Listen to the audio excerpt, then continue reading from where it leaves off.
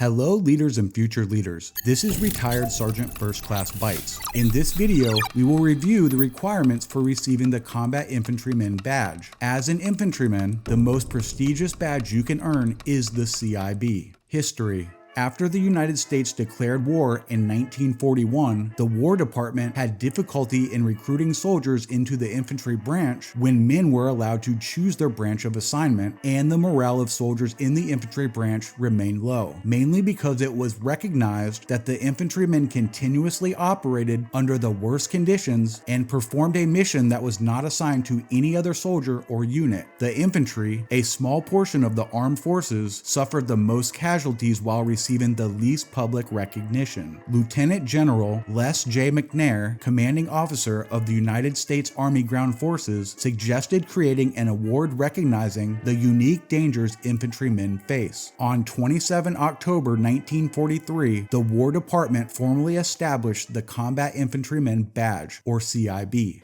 For award of the CIB, a soldier must meet the following three requirements. 1. Be an infantry soldier satisfactorily performing infantry duties. 1 Alpha. A soldier must be Army Infantry or Special Forces in the grade of Colonel 06 or below, an Army enlisted soldier or warrant officer with an Infantry or Special Forces MOS who, after 6 December 1941, has satisfactorily performed duty while assigned or attached as a member of an infantry, ranger, or special forces unit of either brigade, regimental, or smaller size during any period where such unit was engaged in active ground combat. 1 Bravo. Eligibility for Special Forces personnel in MOS's 18 Bravo, 18 Charlie, 18 Delta, 18 Echo, 18 Foxtrot, and 18 Zulu accrues from 20 December 1989. Retroactive awards of the CIB to Special Forces personnel are not authorized prior to 20 December 1989.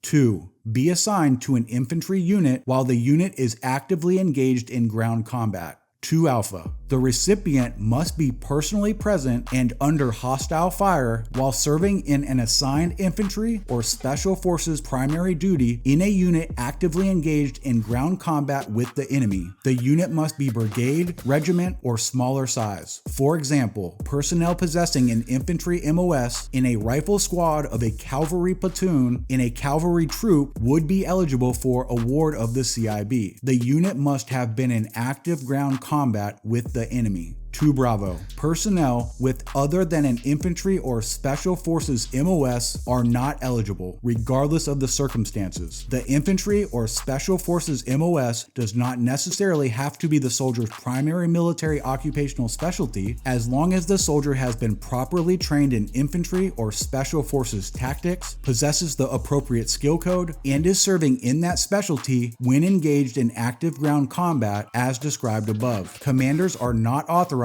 to make any exceptions to this policy. 2 Charlie. Awards will not be made to general officers or to members of headquarters companies of units larger in size than brigade. 3.